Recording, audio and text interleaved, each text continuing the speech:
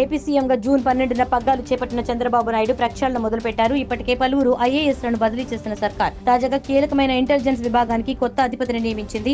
CRPF డీజీగా ఉన్న మహేష్ చంద్ర లడ్డాను intelligence chief గా నియమిస్తూ ఏపీ ప్రభుత్వం ఉత్తర్వులు జారీ చేసింది. ఇంటెలిజెన్స్ చీఫ్ కుమార్ విశ్వజిత్ను బదిలీ చేసిన ఏపీ ప్రభుత్వం ఆయన స్థానంలో లడ్డాను నియమించింది. 1998 బ్యాచ్ ఏపీ క్యాడర్ కు చెందిన ఐపీఎస్ అధికారి అయిన లడ్డా ముక్కుసూటిగా వ్యవహరిస్తారనే పేరుంది. ఆయన చాలా కాలం పాటు ఏపీలో పనిచేశారు.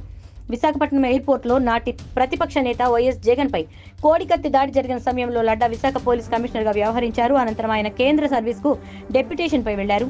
రాష్ట్రంలో తిరిగి టీడీపీ అధికారంలోకి రావడంతో లడ్డాను తిరిగి ఏపీకి రప్పించడానికి చంద్రబాబు ప్రయత్నాలు మొదలుపెట్టారు. సిఆర్పీఎఫ్ ఐజీగా ఉన్న లడ్డాను ఏపీకి పంపించాలని కోరుతూ చంద్రబాబు ఇప్పటికే కేంద్రానికి లేఖ రాశారు. బాబు లేఖకు స్పందించిన కేంద్రం లడ్డాను వెంటనే రాష్ట్రానికి బదిలీ చేసింది. దీంతో ఇంటెలిజెన్స్ విభాగంలో అడిషనల్ డైరెక్టర్ జనరల్ గా లడ్డాను నియమిస్తూ సీఎస్ నీరబ్ కుమార్ ఉత్తర్వులు జారీ చేశారు.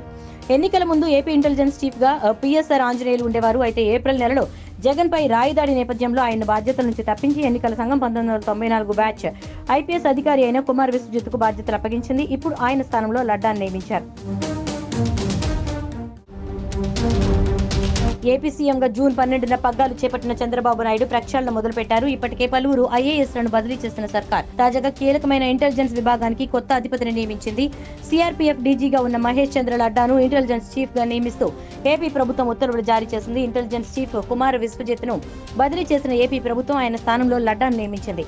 1998 బ్యాచ్ ఏపీ క్యాడర్ కు చెందిన ఐపీఎస్ అధికారి అయిన లడ్డా ముక్కుసూటిగా వ్యవహరిస్తారనే పేరుంది. ఆయన చాలా కాలం పాటు ఏపీలో పనిచేశారు.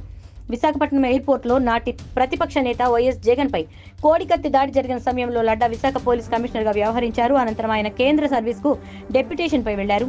రాష్ట్రంలో తిరిగి టీడీపీ అధికారంలోకి రావడంతో లడ్డాను తిరిగి ఏపీకి రప్పించడానికి చంద్రబాబు ప్రయత్నాలు మొదలుపెట్టారు. సిఆర్పీఎఫ్ ఐజీగా ఉన్న లడ్డాను ఏపీకి పంపించాలని కోరుతూ చంద్రబాబు ఇప్పటికే కేంద్రానికి లేఖ రాశారు. బాబు లేఖకు స్పందించిన కేంద్రం లడ్డాను వెంటనే రాష్ట్రానికి బదిలీ చేసింది. దీంతో ఇంటెలిజెన్స్ విభాగంలో అడిషనల్ డైరెక్టర్ జనరల్ గా లడ్డాను నియమిస్తూ సీఎస్ నీరబ్ కుమార్ ఉత్తర్వులు జారీ చేశారు. ఎన్నికల ముందు ఏపీ ఇంటెలిజెన్స్ చీఫ్ గా పిఎస్ఆర్ ఆంజనేయులు ఉండేవారు. అయితే ఏప్రిల్ నెలలో జగన్ పై రాయిదాడి నేపథ్యంలో ఆయన బాధ్యతల నుంచి తప్పించి ఎన్నికల సంఘం 1994 బ్యాచ్ ఐపీఎస్ అధికారి అయిన కుమార్ విశ్వజిత్ కు బాధ్యతలు అప్పగించింది. ఇప్పుడు ఆయన స్థానంలో లడ్డాను నియమించారు.